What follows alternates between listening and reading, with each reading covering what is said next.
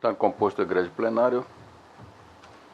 A proteção de Deus declara aberta a sessão ordinária do dia 16 de junho de 2014. Meus cumprimentos aos eminentes colegas, especialmente o embaixador Marcos, que hoje responde pela Corregedoria e Vice-Presidência. Cumprimento ao doutor procurador, eminente advogado aqui se faz presente. Bem, meus cumprimentos aos nossos servidores. Submeto à aprovação as atas de número 8.145, que foi da sessão pretérita, e 8.146, qual todos têm conhecimento do conteúdo. Se não houver alguma manifestação para qualquer alteração, diante do silêncio, declaro aprovado. Anuncio que será adiado para julgamento no próximo dia 23, da sessão do dia 23, o 1 da pauta, o processo 97.473 de 2012, recurso eleitoral, ação de investigação judicial eleitoral, recorrente Ministério Público Eleitoral, recorrido Vanderlei Paulo da Silva, Wagner da Costa Zanon e Amaury Luiz de Face. A relatoria do Dr. Pedro Francisco. Também da relatoria do Dr. Pedro Francisco, adiamento para o julgamento no dia 23/6, é o 2 da pauta, 74.640 de 2012, recurso eleitoral, ação de investigação judicial eleitoral, abuso do poder econômico. Recorrente Reginaldo Martins Del Colle, Railda de Fátima Alves, recorrida, e também recorrida João Marques Pires Guimarães. Também a pedido do doutor relator, doutor Lídio Modesto da Silva Filho, será adiado o 4 da pauta, o processo número 3.035 de 2014. Habeas corpus, pedido de concessão de liminar, trancamento de ação penal, referente ao processo número tal. Impetrante Ademar José de Paula, paciente Dirma Maria Santana do Prado, e também Edésio Benedito do Prado. Também adiado para julgamento no dia 23/6, embargo de declaração e recurso eleitoral, ação de investigação judicial eleitoral, abuso do poder econômico, embargante coligação Renovação Já, José Antônio do Biela, Lauri Gomes de Oliveira, embargado coligação Feliz Natal Muito Mais Forte, Antônio Domingo de Bastiani, coligação Feliz Natal Muito Mais Forte, também embargante, Antônio Domingos de Bastiani, e embargada as mesmas partes, também Dr. Lídio Modesto. Então, os 4 para julgamento da próxima sessão.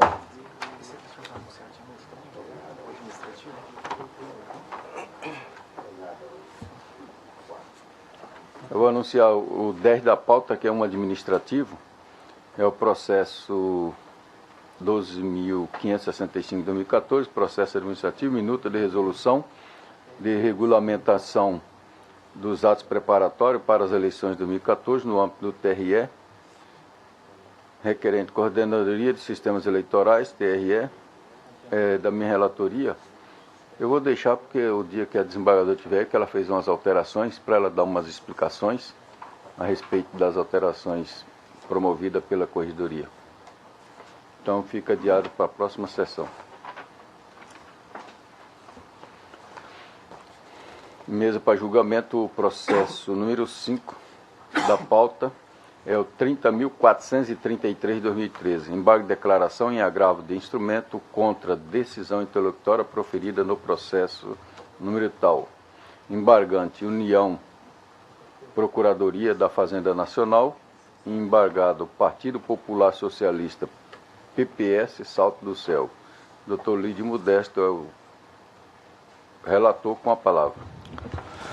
Trata-se de embargos de declaração opostos pela União por intermédio da Procuradoria da Fazenda Nacional, buscando a modificação do Acórdão 23772, que desproveu agravo de instrumento por ela interposto, com a finalidade de reformar decisão interlocutória proferida pelo juízo da 52ª Zona Eleitoral em sede de execução fiscal de multa eleitoral por propaganda irregular, que indeferiu seu pedido de redirecionamento da execução movida contra o Diretório Municipal do PPS de Salto do Céu para o então presidente do Diretório Municipal.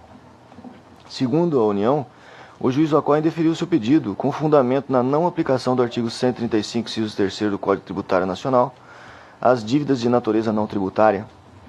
A embargante alega que, em seu recurso de agravo de instrumento, sustentou que execuções fiscais de dívidas tributárias ou não tributárias se sujeitam à Lei 6.830, que prevê, em seu artigo 4º, parágrafo 2º, que elas se aplicam às normas pertinentes à responsabilidade dos devedores previstas na legislação tributária, civil e comercial.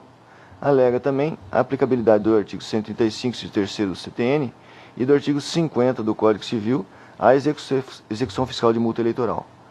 Aduziu que o acordo ora censurado somente se manifestou acerca da inaplicabilidade da regra contida no artigo 135, inciso 3º do CTN, omitindo-se sobre a aplicação do artigo 4º, parágrafo 2º da Lei 6.830 de 80 e do artigo 50 do Código Civil. Concluindo, requeriu que esta Corte se manifeste sobre os dispositivos previstos no parágrafo anterior.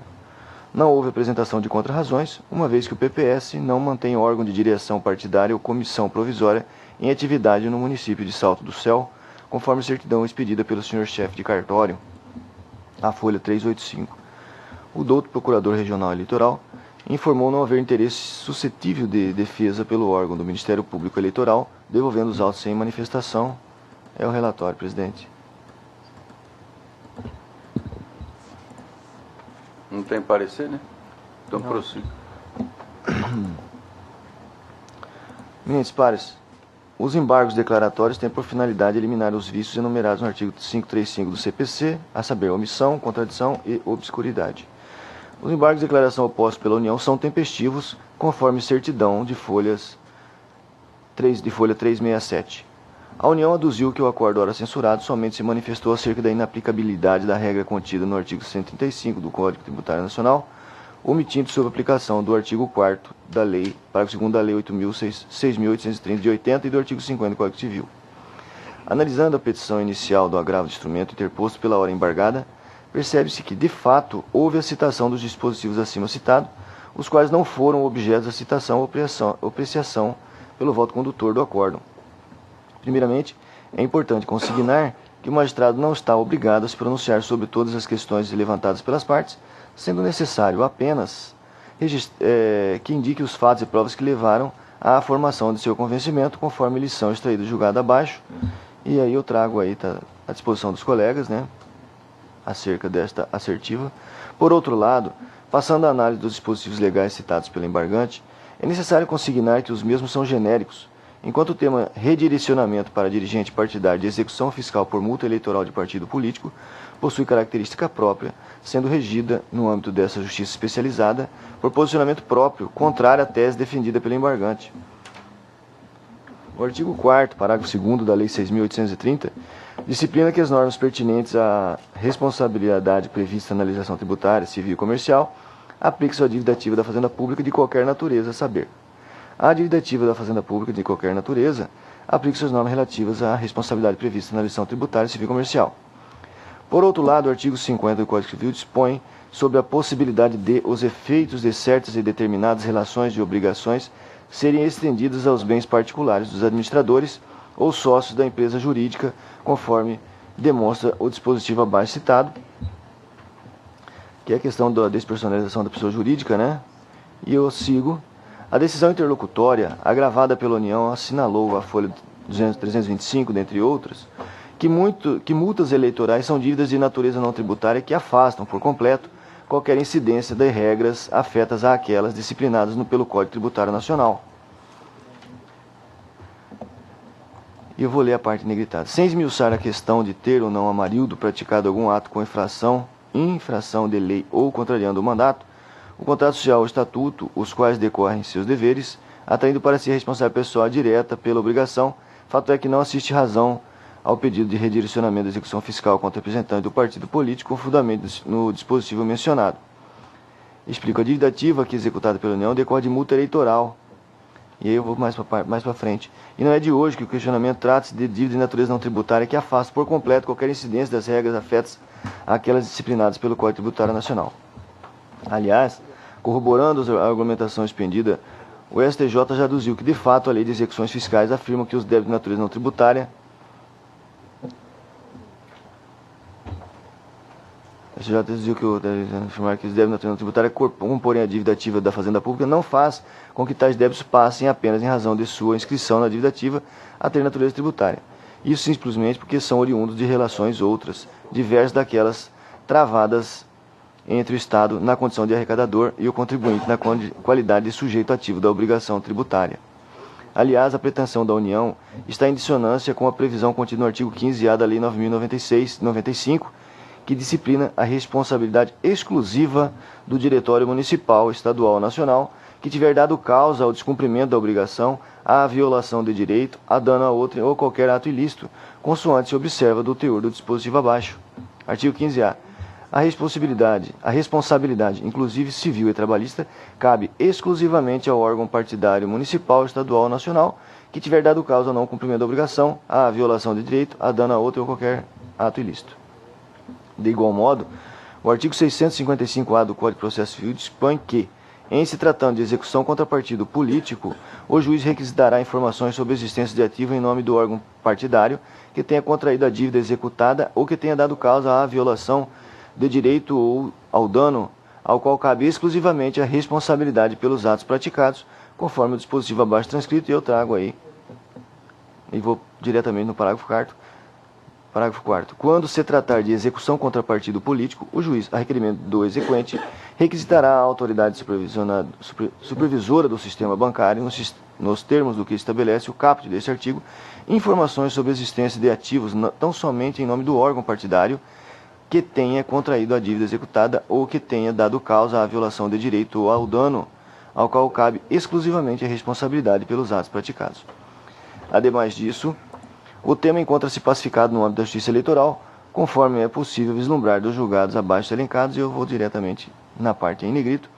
A natureza não tributária da multa eleitoral impede o redirecionamento da execução ao representante de partido político, porquanto as disposições do Código Tributário Nacional, notadamente o artigo 135, inciso 3º, somente se aplicam a obrigações tributárias. E ainda na sequência, também na parte em destaque, falta de autorização legal para responsabilizar dirigentes partidários por débito oriundo de fato praticado pelo partido político. Observância da regra contida no artigo 15-A da Lei 9.096/95, afastada da aplicação do Código Civil, no que concerne a responsabilidade pelas dívidas partidárias, também aí, no caso da despersonalização da pessoa jurídica. E continuando no outro julgado, também na parte em destaque, de modo que a execução fiscal movida contra a agremiação partidária não deve ser redirecionada ao seu dirigente. E trago outros aí à colação e concluo. Concluindo, é mister salientar que a decisão proferida pelo juízo de primeiro grau citou 3 julgados pela impossibilidade de redirecionamento da execução para o dirigente partidário. A decisão desta corte, ora embargada, citou 4, embora a União não tenha citado nenhum julgado favorável à tese por ela apresentada, seja no agravo de instrumentos, seja nos embargos de declaração ora apreciados. A fundamentação da embargante baseia-se apenas na sua interpretação dos dispositivos por ela indicados, que, conforme vimos acima, não se consoa com a jurisprudência firmada no âmbito dessa justiça eleitoral. Ante o exposto, conheço e rejeito os embargos de declaração opostos pela União. É como voto, presidente. Obrigado. Um voto eminente primeiro rogado, desembargador Marcos Machado. Senhor presidente, só uma indagação do relator. Não há um pedido subsidiário na origem e que fora reproduzido nos embargos para redirecionamento para o diretório estadual ou nacional? Confesso que não vi esse pedido. Precisaria dar uma olhada. Porque senão é o nada, né? Essa decisão é o nada. Não a decisão pode ser. A efetividade, né? Nós não podemos responsabilizar o agente. Isso está claro na orientação jurisprudencial. Mas o diretório não existe, né? Não se materializa, você tem pelo menos uma alternativa de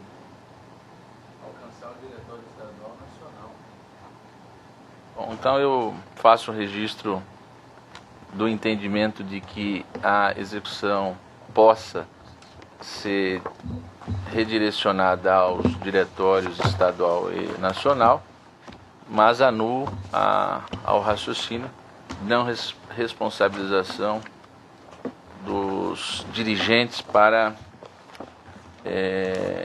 acompanhar o doutor relator.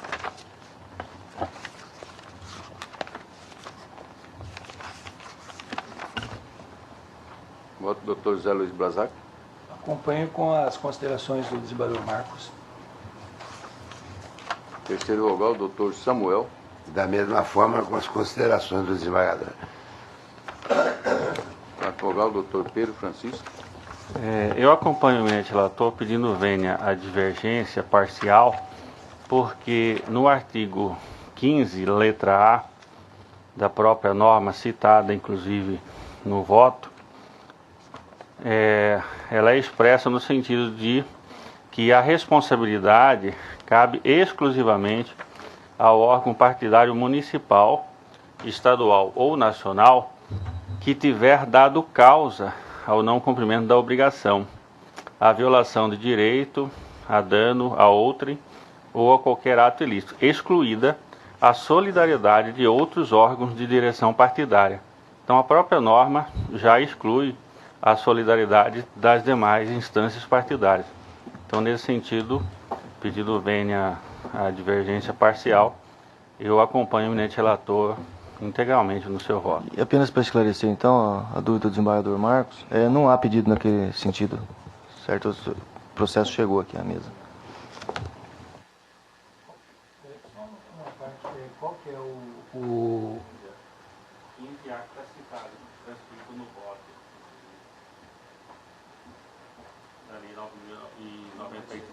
Ah, tá certo. Tá certo. Não tem, a própria norma já... Não, mas eu digo esse fato em si não tem ressonância nenhuma, exclusivamente de juros, né? O fato, me parece que a multa foi aplicada ao diretório municipal. Sim, então não tem nenhuma responsabilidade concorrente, mas é uma... Por isso que quis a despersonalização, né? O partido município tem dinheiro, o partido fica... Doutor Agamenon. O relator.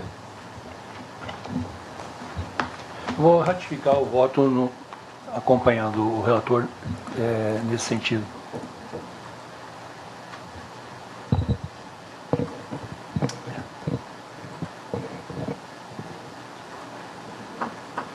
Apesar que não é divergência, né? Eu fiz um registro, né? Não é divergência. Positivo, né? A Câmara, Eu agradeço a orientação. por unanimidade, negou o provimento aos embargos. Nós temos voto do doutor relator. O 6 da pauta, o processo número 30.870/2003, embargo de declaração em agravo de instrumento. Embargante Jaison Barbieri. Relator, doutor José Luiz Brazac. Senhor presidente, já está privado. Desculpa.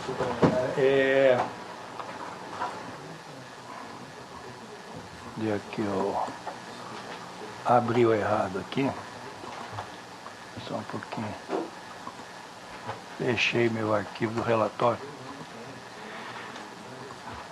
Eu vou simplificar, senhor presidente, porque o relatório está extenso e vou poupá-los da leitura, a não ser que os novos pares insistirem em alguma informação, porque os embargos em mesa, ele é em decorrência de um agravo de instrumento que já transitou em julgado. Então, não estou nem conhecendo dos embargos, porque está comprovadamente nos autos a prova do trânsito em julgado do agravo de instrumento. Então, dessa forma, não tem parecer do Ministério Público, e estou antecipando o voto no sentido de não conhecer os embargos pelo trânsito em julgado do processo principal. Algum voto divergente? Não estou de acordo, proclamo o resultado do tribunal por unanimidade e não conheceu dos embargos nos termos do voto do relator. Assim encerrada a pauta judiciária, vamos ao administrativo. Esse da minha relatoria, o 7 da pauta, o processo 2043-2014, processo administrativo de solicitação de afastamento de juiz eleitoral da 4ª Zona de Poconé, no período de 25 a 29 de agosto de 2014. Requerente, Dr. Ramon Fagundes Botelho, juiz da 4ª Zona Eleitoral.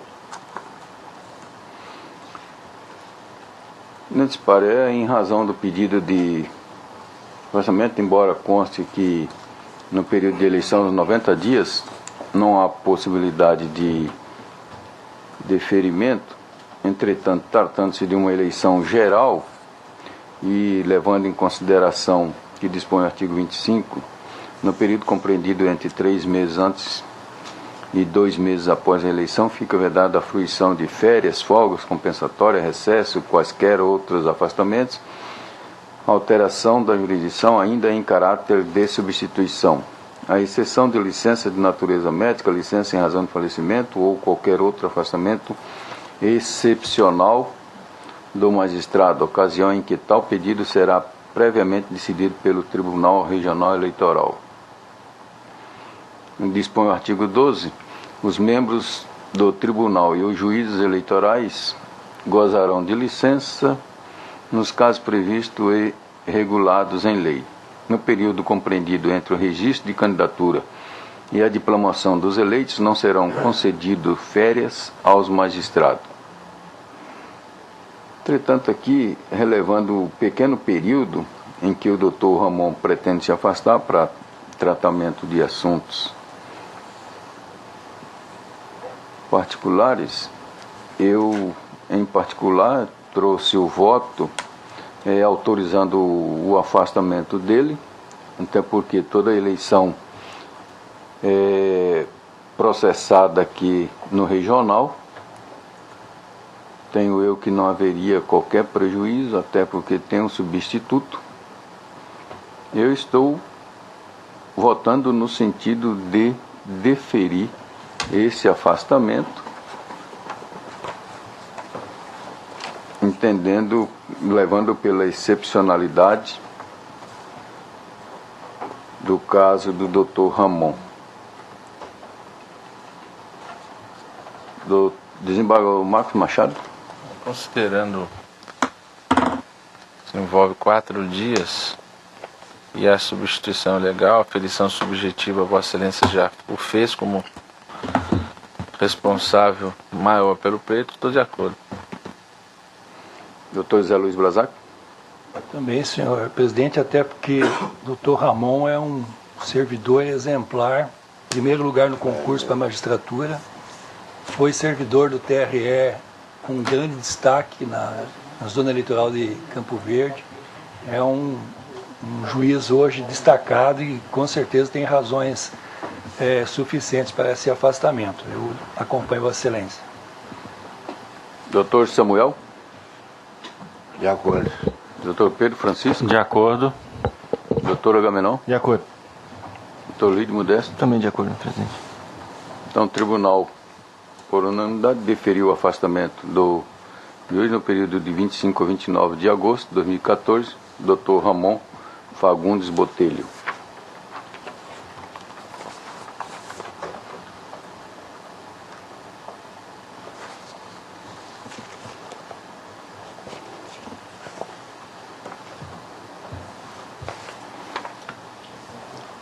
O 8 da pauta é o processo número 12.395, processo administrativo, comunicação de antecipação de encerramento do biênio, do juiz membro, Dr. Zé Luiz Brazac, requerente, o próprio, esse da minha relatoria.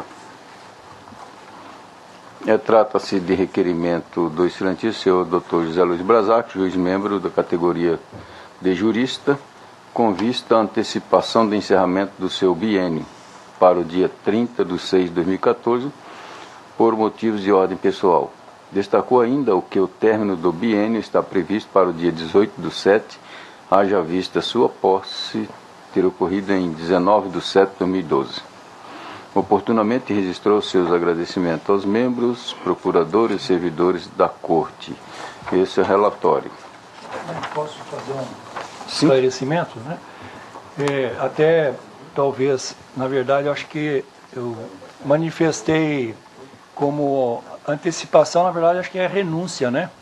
Porque não tem como antecipar, acho que bem lembrado aqui pela secretaria, então, adequar o termo aí à renúncia do mandato, e faço isso, nobres pares, senhor procurador, nobre presidente, tendo em vista a proximidade das eleições.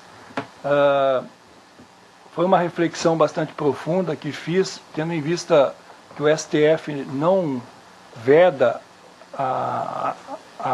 não prevê a quarentena para os cargos de juiz eleitoral, membros dos tribunais, e diante da minha história com o direito eleitoral, nesses 2 anos eu pude perceber que o meu escritório de advocacia subsistia grande parte pela advocacia eleitoral. E esses 2 anos nós realmente nos afastamos totalmente das atividades, nem com indicações, e com isso eu necessito, na verdade, retornar aos trabalhos da advocacia para a normalidade da vida pessoal e do escritório. Sei que é uma decisão bastante difícil, o fato de que estarei saindo do tribunal e em um breve tempo retornando à advocacia, mas em que pese o conflito pessoal de valores, de princípios, eu estou me filiando a essa possibilidade que o STF fixou no julgamento do Estatuto da Ordem dos Advogados tocante à quarentena nos tribunais eleitorais. E também com isso eu vejo a possibilidade de facilitar até os trabalhos da secretaria, porque dia 5 começam os registros de candidatura. E se eu permanecer na corte, eu terei distribuição em meu nome de processos, para depois, no dia 19, ser redistribuído todos esses processos, e ainda correndo o risco de, eventualmente, mesmo não despachando uma linha sequer num dos processos, de repente ter um futuro candidato como cliente, e isso geraria um mal-estar muito grande, porque estaria registrado lá naquele processo, ainda que sem atuação, o nosso nome. Então achei por bem requerer a renúncia antecipando a saída para o dia 30. O dia 30 seria a última sessão, inclusive também gostaria de frisar isso. Eu acho que talvez seria adequação de renúncia e a partir do dia 1º, porque dia 30 é a nossa última sessão e eu ainda participaria dessa sessão. Então, pedindo todas as vênias, que realmente não é comum esse pedido, e também não seria assim de bom alvitre, de fato, sem encerrar definitivamente o mandato, mas tendo em vista a coincidência com o ano eleitoral, eu me vejo obrigado, até por uma questão de subsistência do nosso escritório e particularmente, a essa antecipação. Então, esses esclarecimentos, e evidentemente que a oportunidade que foi dada aqui na Corte, só tenho a agradecer muito a todos os membros, procuradores que aqui passaram, servidores da Corte. Eram essas considerações que eu queria frisar, senhor presidente. Se não tem parecer também, eu, de prefácio, estou acolhendo, né, inclusive, conformidade com regimento e legislação, como renúncia. E aí a alteração parta com efeito a partir do dia 1º, Vossa Excelência possa ir. Eu estou deferindo com certo sentimento de tristeza, que é ficar sem um membro na corte, e principalmente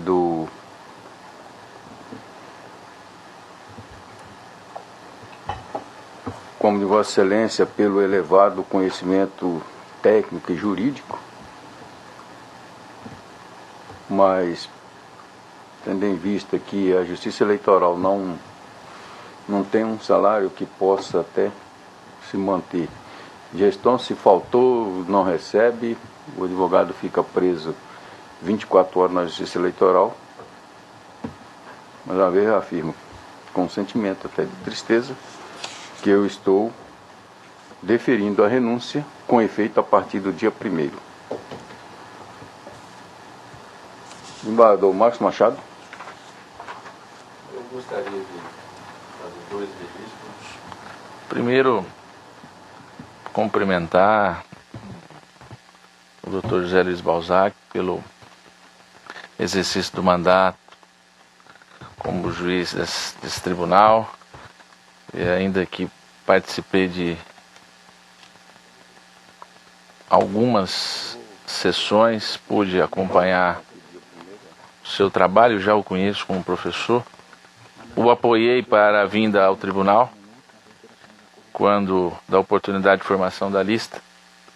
Espero que tenha tido a experiência que desejou no tribunal e possa ter enriquecido seus conhecimentos eleitorais e certamente absorvido a experiência necessária para a dedicação à sua atividade profissional. A segunda, faço para uma reflexão. Eu, desde quando atuei como promotor eleitoral pela primeira vez, em 1994, isso já há 20 anos, eu já criticava a formação do colegiado do tribunal pela composição híbrida de um advogado. Defendo o 5º constitucional. A Justiça Eleitoral, porém, cria um verdadeiro sincretismo ou ecletismo na composição colegiada, e hoje, de forma muito honesta e sincera, o Dr. José Luiz Balzac confessa essa situação. E eu quero crer que nós precisamos refletir a respeito disso. Nós que integramos a magistratura estadual, que compõe não só o pleno, mas a essência da Justiça Eleitoral em primeiro grau, avaliar essas situações pontuais. De um advogado que milita na Justiça Eleitoral e deixa a corte num período anterior à conclusão do mandato, justificando a necessidade material de voltar à sua atividade de advocacia. Se nós não podemos alterar a Constituição, nós precisamos entender esse fenômeno. Do advogado que honestamente, volta a repetir, volta para a sua atividade. Quando, na verdade, poderia dizer o contrário. Continuar e fazer de forma oblíqua, indireta e obviamente ilícita, uma advocacia para capitanear o fortalecimento das suas atuações ou das situações do seu escritório. Então, por mais essa atitude, eu o parabenizo, mas trago esse testemunho para fortalecer a minha convicção de que esse sistema precisa ser repensado. Se não na composição constitucional, na atuação do Tribunal de Justiça ao eleger advogados que militam na Justiça Eleitoral para compor o tribunal. Então, com essas considerações, eu também anuo ao deferimento do pedido pela presidente. Dr. Samuel. Presidente, cumprimentando o Dr. Balzac pela sua atuação na corte, uma boa pessoa, um bom técnico, um bom amigo, eu estou de acordo com Vossa Excelência. Dr. Pedro Francisco. Da mesma forma, eu quero registrar meus cumprimentos ao Dr. José Luiz Balzac por esse período em que tem atuado no Tribunal Regional Eleitoral de Mato Grosso, sempre com muita dedicação, com muita honestidade, né, e com muitos conhecimentos jurídicos na área eleitoral, e que é responsável por belas decisões aqui nesse tribunal, que realmente ficam registradas na história da própria corte. Lamento, portanto, a sua saída prematura, mas compreendo perfeitamente as suas razões. E por isso eu estou de acordo e acompanho Vossa Excelência. Doutor Agamenon. Senhor presidente, nós vamos ter uma outra sessão especificamente para despedidas do Dr. José Blazac, né? Mas nesse momento eu queria só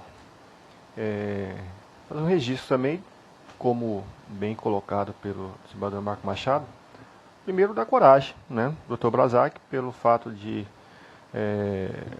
no momento, informar, né, na necessidade e assumir, digamos assim, que está deixando a corte para o exercício da sua advocacia.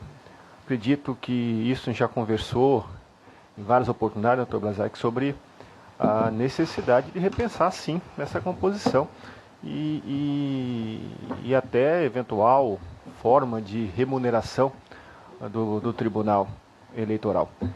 A gente não pode fechar os olhos para uma situação, imagino eu, várias outras situações que devam acontecer nos tribunais do nosso país, né? O fato da antecipação, na verdade, já aconteceria uma situação concreta, 17 de julho, o doutor Samuel também está saindo agora, né? Dia 16, 17 de julho. Então, acho que vale o registro e a gente tem que, de alguma forma, ou através, não só falar, mas agir mesmo, de provocar uma alteração nessa legislação. Só no primeiro momento eu gostaria de parabenizá-lo pelo curto período que eu estive junto com Vossa Excelência e pela sua autenticidade nas votos e nas suas manifestações. E acompanho Vossa Excelência, senador. Doutor Lídio Modesto.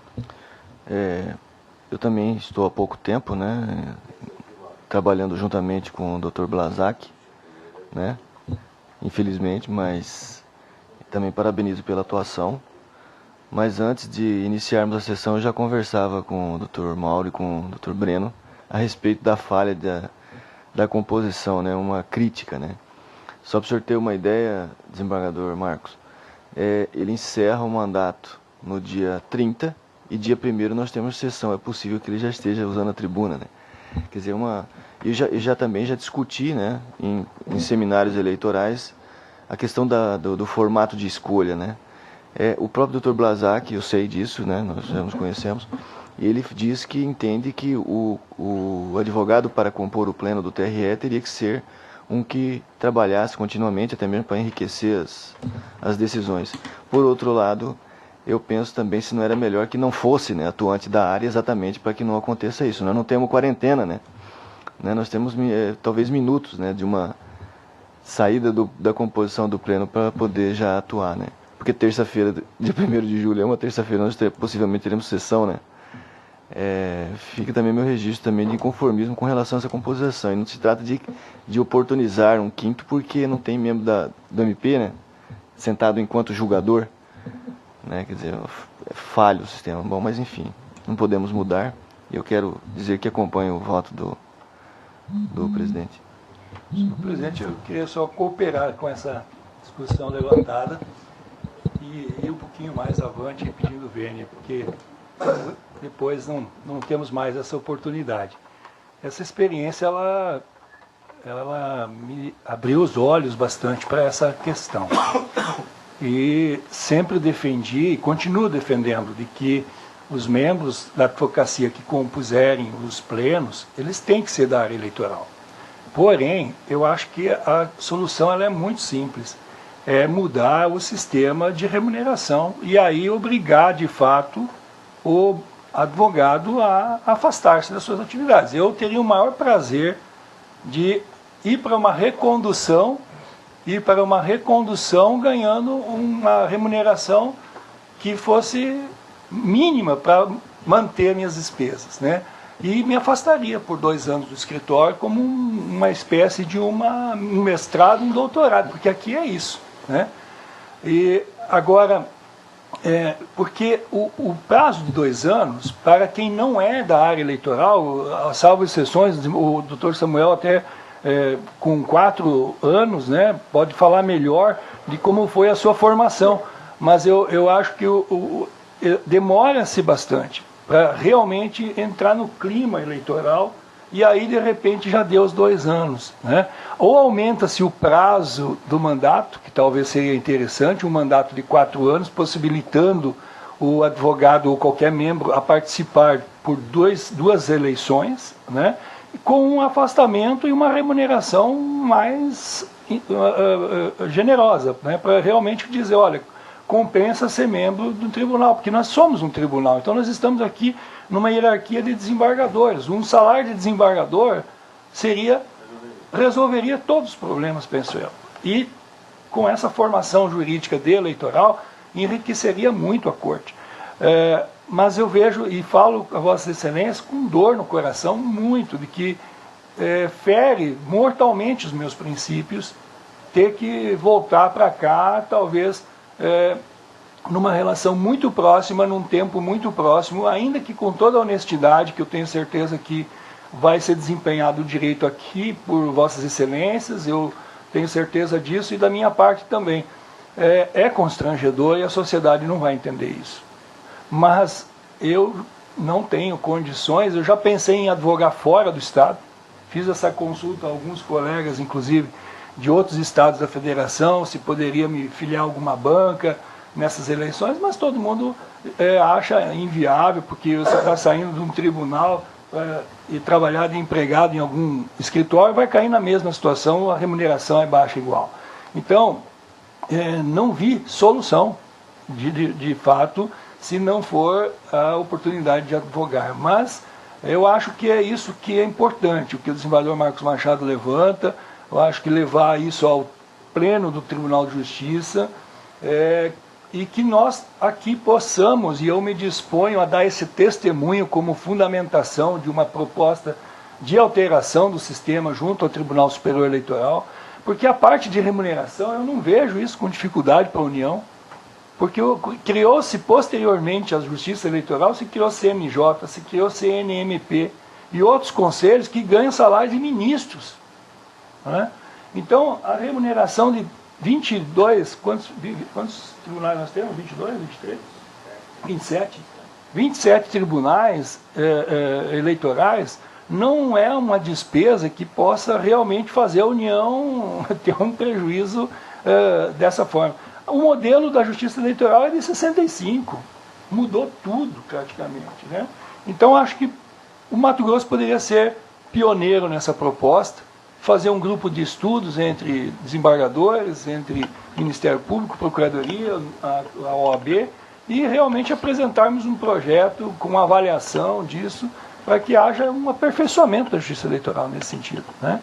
Não tenha dúvida, e eu não quero, com a minha experiência, jogar um questionamento àquelas bancas de advogados que tem vários segmentos do seu escritório, direito tributário, direito penal, civil, e que aí a vinda para cá não altera o ganho financeiro das pessoas. Mas o meu escritório não, eu tenho, assim como eu tenho vários eleitoralistas que gostariam de compor essa corte, que tem escritórios mais modestos, são 2, ou um sozinho como advogado, né?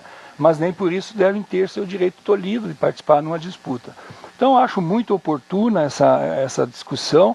A nossa experiência está à disposição, não tenho constrangimento nenhum de ser citado ou até de testemunhar de que, de fato, a situação de remuneração é um dos elementos que é bastante delicado nesse exercício. Agora, a experiência aqui dentro é algo extraordinário, né? Eu saio daqui com uma formação realmente muito motivadora. Foi difícil, o colegiado é um trabalho muito difícil. Eu me coloquei em diversas situações delicadas e que essa corte se posicionou e me ensinou de que tem algumas regras que são de extrema importância no comportamento de colegiado, né? E a gente tem que ter humildade de saber reconhecer as falhas, os erros, e isso eu vou levar certamente para minha casa e fazer uma reflexão profunda naquilo que errei e que numa outra oportunidade poderia corrigir, né? Mas são considerações que servem para a reflexão, né? Agradeço. Então, proclamo o resultado. O tribunal, por unanimidade, deferiu a renúncia do juiz membro, Dr. José Luiz Brazac, com efeitos a partir de 1º de julho.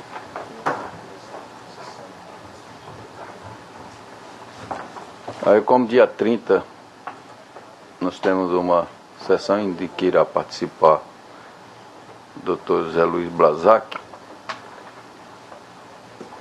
Como sempre, aí, solicitaria algum dos membros aí, se pudesse fazer as palavras de homenagem, não de despedida, mas pelos relevantes serviços. Um dos membros se dispõe aí.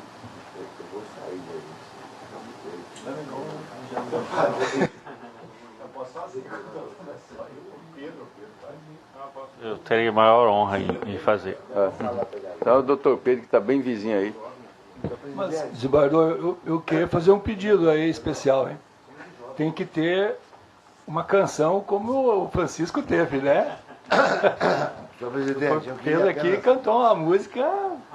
aproveitando do ensejo aí da antecipação de saída do Dr. Brazac, nos comunica, não sei se aqui, não pesquisei ainda o regimento interno,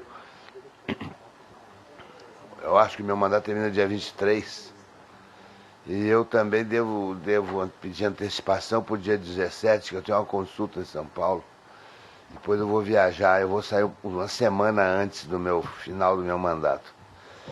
Mas o Tribunal de Justiça de Mato Grosso tem por praxe, quando o juiz está terminando o mandato ou está se aposentando, de não distribuir mais processos para o membro. Não sei se aqui está previsto isso no regimento interno. Porque você distribuir um processo para mim agora, ou daqui 15 dias, vai ter que redistribuir depois. Eu não vou ter conclusão de julgado. Então eu consulto aí a presidência, os membros, se haveria a possibilidade de evitar essa distribuição para o meu gabinete. Porque eu já estou antecipando que eu vou, da mesma forma, doutor Brazac, antecipar minha saída para o dia 16 ou 17 de julho. Espero que até lá já tenha escolhido a lista do substituto, porque aí completaria o tribunal. Hoje só temos um substituto, né? Só. Também que está vencendo o mandato dele já. Hein? Do que o teu. O dele também termina. Fica sem substituto. Doutor Samuel, no regimento interno eu já verifiquei, não há possibilidade. Assim, não há previsão de suspensão da redistribuição. Distribui, depois o novo membro aí faz a redistribuição. Mas vamos estudar, eu não tinha verificado. Vamos estudar uma maneira, não assim só de renúncia, mas pelo menos um mês antes, inserir no regimento interno, ou 60 dias, para não mais distribuir processo, porque aí dá para que o membro ele possa colocar em dias aquele que já começou, já fez relatório, tudo, e trazer a julgamento. O nosso tribunal são 60 dias. 60 dias. Eu acho que 30 dias é razoável. É. Eu não entendi por que redistribuir novamente o substituto, porque o novo membro... Isso aqui é o problema, Osvaldo, é que no caso de categoria, tanto o juiz federal como o juiz estadual, é muito simples, que é imediato. Então, por exemplo, quando eu assumi no lugar do doutor Sebastião, os processos dele já são automaticamente distribuídos. Redistribuído. Fica no gabinete. Mas no caso da OAB, principalmente da OAB, há um vácuo, né? Então, por exemplo, os processos que estão com o doutor Samuel, que foram distribuídos para ele, não vai ter, não foi nomeado, não foi indicado ainda os dois da categoria de jurista. Então, eles vão ficar sem ninguém lá. Vão ter que ser aqui dentro. Aqui dentro. Depois aí vai distribuir de novo, vai julgar, Não. Em princípio não tem uma nova distribuição, não. Vai ficar aberta se não for nomeado. Que vai ficar aberta. Se as novas listas... Se, por exemplo, redistribui os meus, daí cai para os menos titulares. Volta, vem vai ter que redistribuir. Mas isso que é um serviço enorme. Não concordo, tinha que ficar. E outra coisa, já que não tem essa anomia regimental, é só fazer um ajuste com ele, dá 30 dias com ele, mas tem que julgar todos que estão com ele. Pronto, aí resolve. Se eu virar super-homem, eu julgo. Tem muito? Deve ter. Você tem 30 dias aí. Tem uns 20 ainda, tem uns 20. Nós poderíamos pensar numa regra parecida à da substituição automática, né? O processo continua com aquele julgador, com aquele gabinete, mas alguém atuando provisoriamente ali, né? Quer dizer, alguém que substitui, né? Quer dizer, como sem redistribuição. Quando a vaga é provida, retira-se o substituto e independente da categoria. Porque, de qualquer modo, todos os processos virão para a corte, então não... acho que bastava criar um sistema de substituição automática.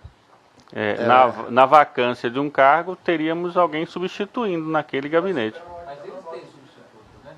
Tem, só que agora, particularmente, não haverá. O mandato substituto, por incrível que pareça, termina no mesmo dia.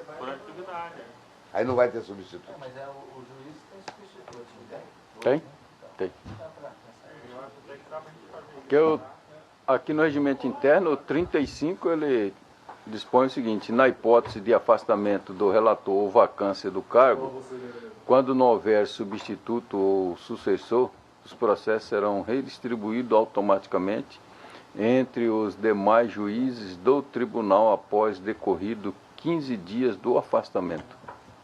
Eu acho que dava para mudar isso em tempo de fazer essa proposta de Pedro. Eu achei interessante, não altera nada, né? Não sei se a secretaria tem alguma observação. Ao invés de fazer redistribuição, deixa no gabinete e faz a distribuição. Uma substituição automática. Havendo vacância e não tendo substituto natural da classe, um outro juiz membro, assume aqueles processos, mas sem redistribuição a ele, né? Quer dizer, é da vaga tal, do gabinete tal, né? Aí, sem redistribuir, quando for provida a vaga, ele assume e retira-se o substituto automaticamente, como em comarca.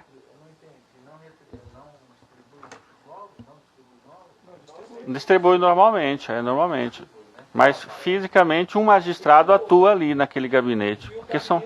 A grande vantagem dessa solução é não depender do presidente da República, né? Fica, às vezes, né? Então o tribunal não para no ponto de que o revisor... Mesmo assim, ainda tem quórum com a saída dos dois juristas. O tribunal continua tendo quórum para... Vai julgar com dois juízes de direito e 2 desembargadores. Mais o juiz federal, 5 pessoas. É como já se faz nas comarcas, né?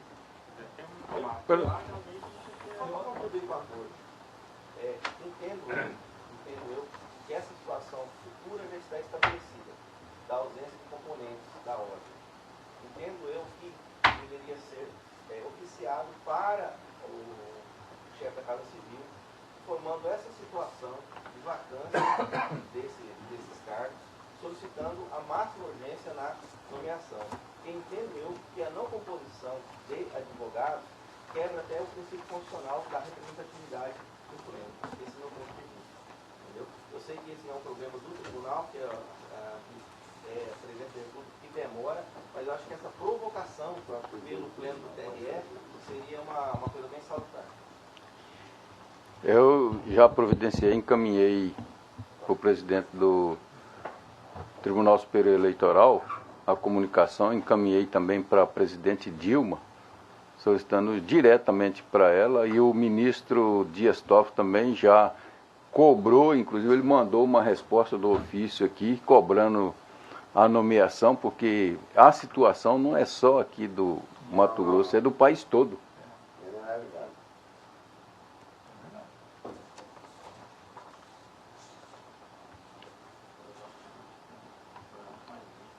Hein? Agora dessa aqui, assim como a desembargadora fez, ela...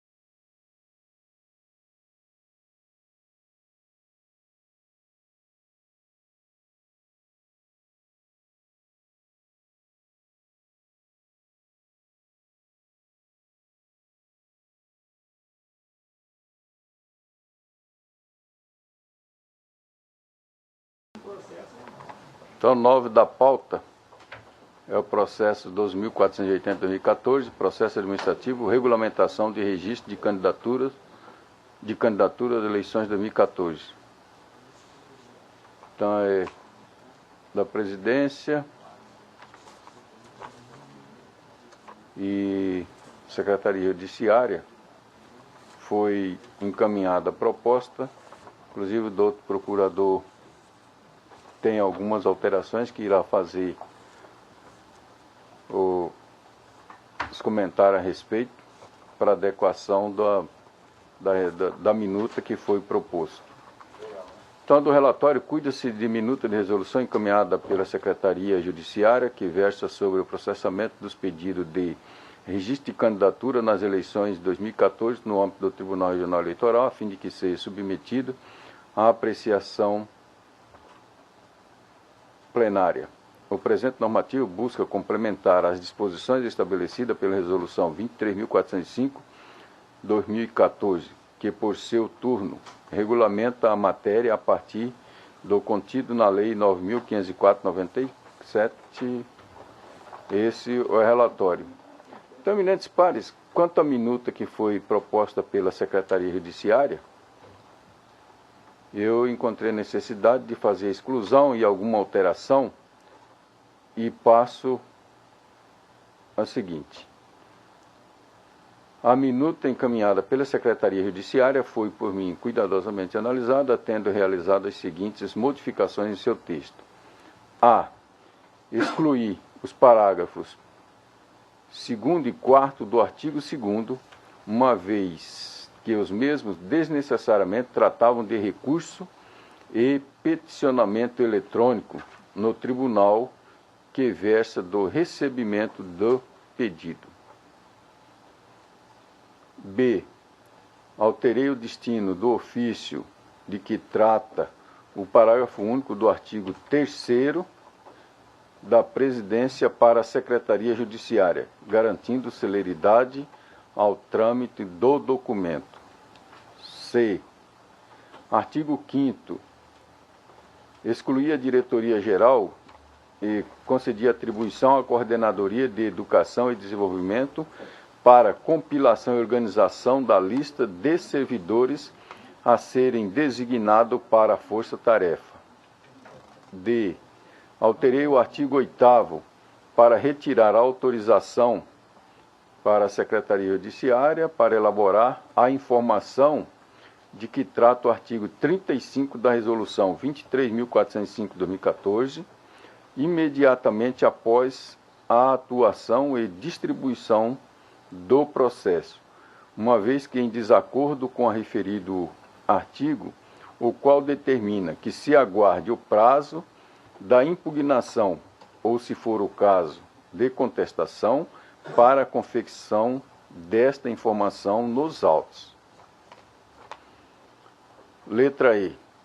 Excluir dos artigos 9º e 10, parágrafo único, a remessa dos autos ao órgão do Ministério Público Eleitoral para emissão de parecer em 2 dias, tendo em vista a necessidade de garantir a necessária celeridade ao processo, bem como pela inexistência de dispositivo legal que autorize tal espécie de vista fora do cartório, especialmente porque o prazo para eventual impugnação ao pedido de registro é comum, conforme dispõe o artigo 3º caput da Lei Complementar 6490. Ele não pode ser suplementado por diploma interno. Letra F. Ainda excluir da minuta original os artigos 12 a 16, uma vez que meras repetições ipsis litteris de dispositivos da Resolução TSE número 23.405/2014. Letra G. Inserir no artigo 18 a possibilidade da homologação de renúncia de candidatura por decisão monocrática do relator, ante a expressa previsão no artigo 41(23) do nosso regimento interno, ajustando a redação ao final do dispositivo.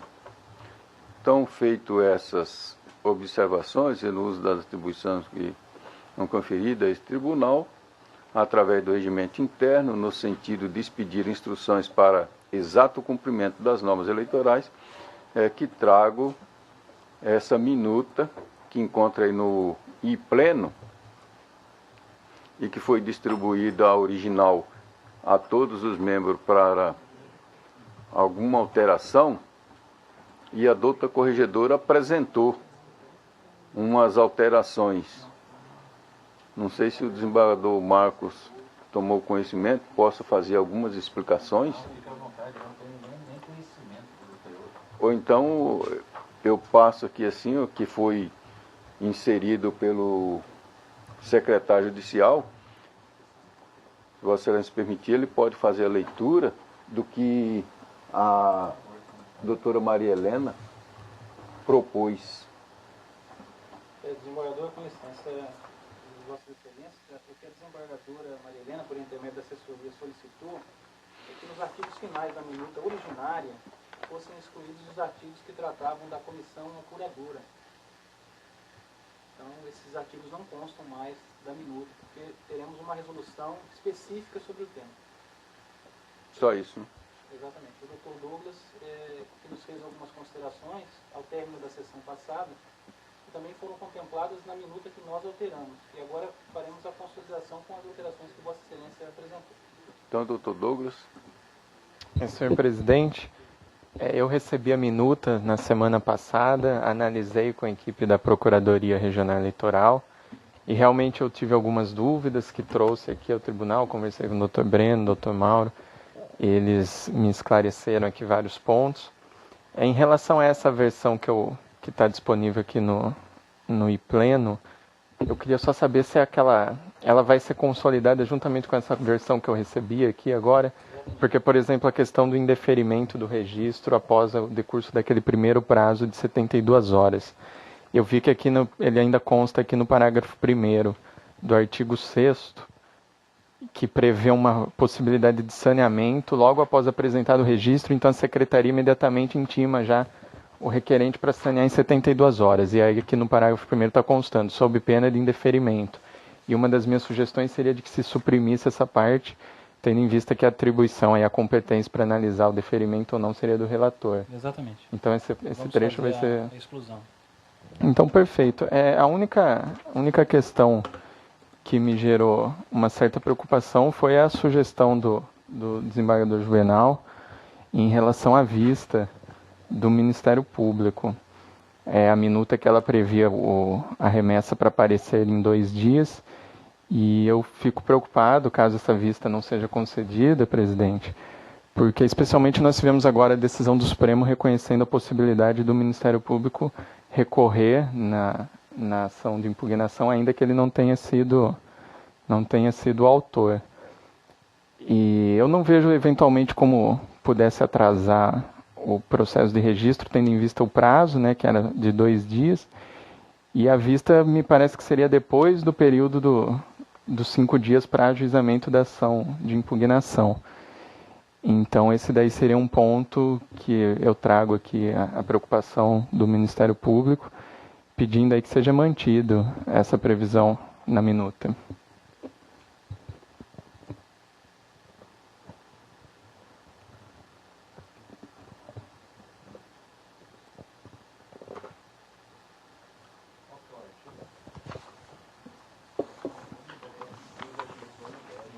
Nono e o 10º.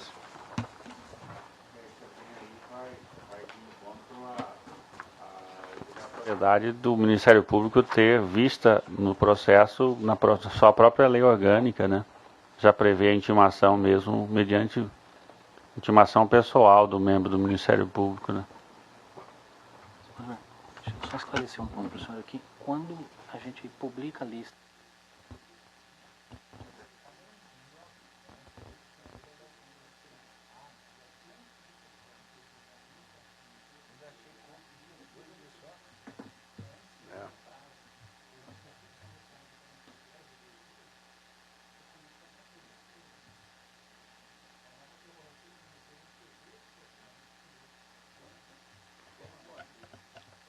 Eu vou dar uma sugestão para talvez até agilizar, que eu acho que a preocupação do desembargador talvez tenha sido essa questão do tempo. Eu acho que no caso das eleições gerais, eu acho que até está na ideia do Dr. Douglas de manter o gabinete da Procuradoria aqui no próprio tribunal, com assessoria, né? Sim, sim, perfeito. Parece que Vossa Excelência já tem esse projeto. Sim, sim. Eu acho que isso vai ajudar muito. Encaminha aqui. Vai ser aqui mesmo, né? Direto. No tribunal. Tá, então eu excluo esse parágrafo mantendo a vista. Mantendo a... outro esclarecimento com relação...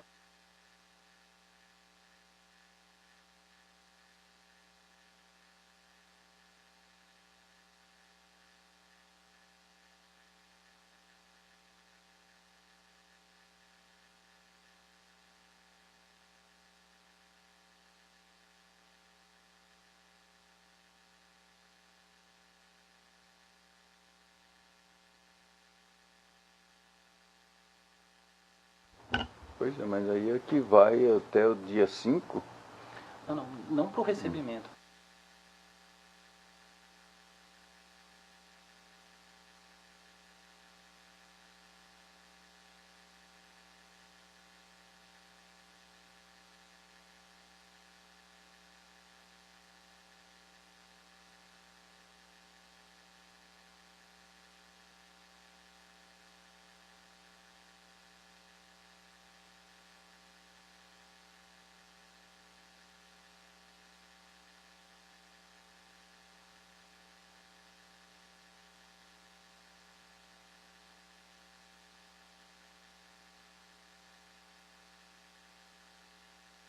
Ser explicado. E aí o peticionamento eletrônico. Ela prevê, então, tem como alterar. E o peticionamento Depois eles voltam. O peticionamento eletrônico é facultativo. Só que a resolução que eu instituí diz que até meia-noite. é até meia-noite. Quando o prazo foi em horas, a gente está restringindo a aplicação do peticionamento eletrônico. Mas o TSE tem admitido, mesmo em horas, o peticionamento eletrônico para meia-noite. Tem. Tem?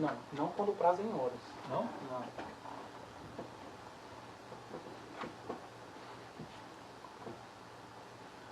Essa é a ideia, de restringir a aplicação da resolução. Se o prazo tem horas, a gente conta até para fins de peticionamento eletrônico o prazo em horas. Eu acho que é importante fazer uma simetria com o TSE para não dar anulações, então, né? Não seria?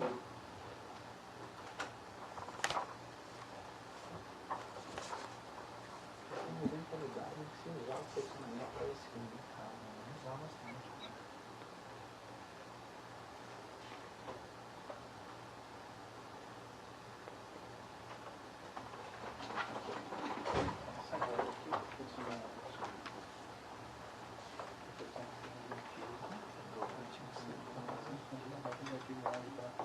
E eu estou excluindo os parágrafos 2º e 4º, então não tem. Aí Breno, aí já aqui, ó, as petições referentes ao processo de registro de candidatura serão protocolizadas somente na sede do Tribunal Regional Eleitoral de Mato Grosso, vedado o seu recebimento nos cartórios eleitorais. Aí também fica vedado o recebimento petição eletrônica, que aí obedece ao horário até às 19 horas. Então, Do negócio. eu posso... Aí exclui o parágrafo 2º. A vedação do peticionamento eletrônico nos processos de registro. De registro, é o que está aqui no parágrafo, no parágrafo 2º.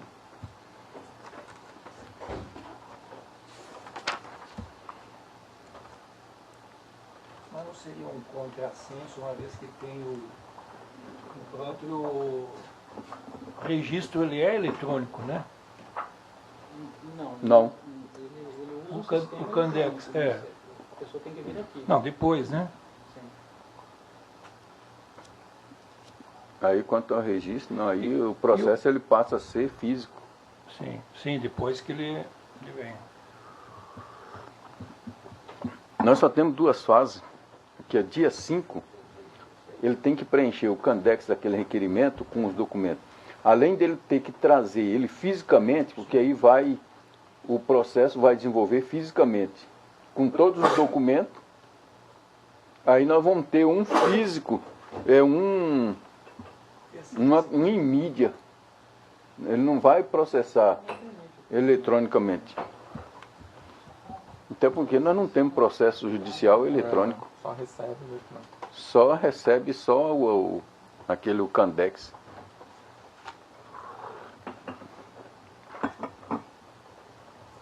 Então, nada mais a ver, então...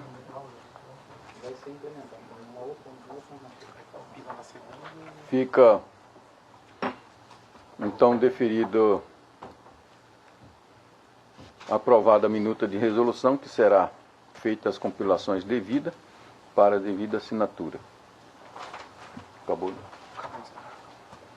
Então, eminentes partes, nada mais havendo. Eu, mais uma vez,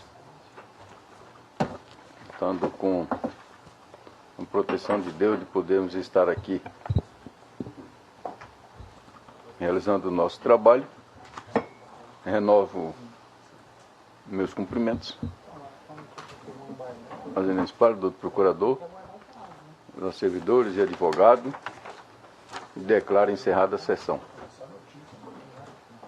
Bom jogo Alemanha e Portugal.